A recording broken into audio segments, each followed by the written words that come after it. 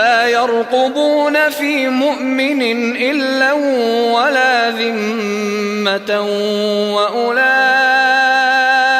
هم المعتدون.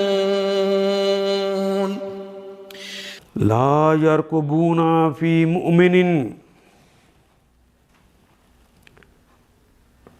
لا نہیں، یہ کلمہ دوبارہ آ گیا یرقبون. ویسے تو نگرانی کے لیے آتا ہے، احتیاط کرنے کے لیے آتا ہے، لحاظ کرنے کے لیے آتا ہے. لا یرقبون، وہ نہیں لحاظ کرتے، فی مؤمن، مومن کے حوالے سے، فی مومن، کسی کے مومن کے حوالے کس چیز کا لحاظ نہیں کرتے؟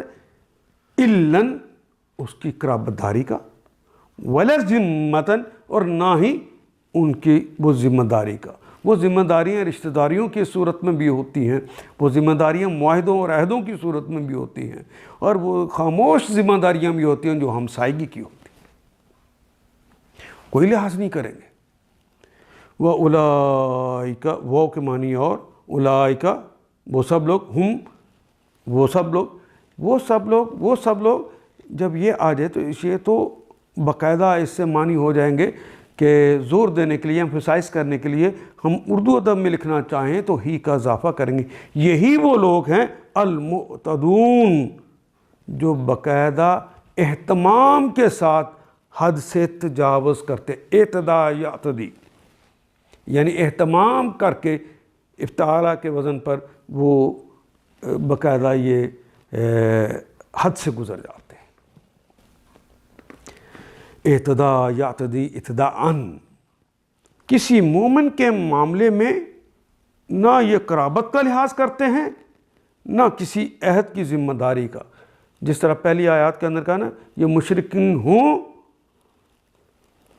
تب بھی ہیں وہ مشرکی، لیکن اگر انہوں نے عہد کا پاس کیا ہے تو تم بھی ان کا لحاظ کرنا.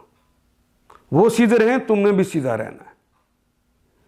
لیکن یہ تم صرف مومن ہونے کی وجہ سے نہ رشتہ داری کا نہ ذمہ داری کا خیال نہیں کریں گے. وہ ان کی نفسیات ہے، یہ تمہاری نفسیات ہے. نہ کسی عہد کی ذمہ داری کا، اور زیادتی ہمیشہ انہی کی طرف سے ہوئی ہے. ان آیات کو ایک دفعہ پھر تلاوت خود کیجیے، عربی و مبین پڑھتے ہوئے دیکھیے کیا بات پوری اندر اتر رہی ہے؟ کیا یہ اردو کے سانچے میں ڈھلتی گئی ہیں عبارتیں؟ اگر بات سمجھ آنی شروع ہو گئی تو الحمدللہ یہی ہمارا ہدف ہے، اور یہ ہدف پورا ہو گیا. اللہ میرا اور آپ کا حامی و ناصر. الف لام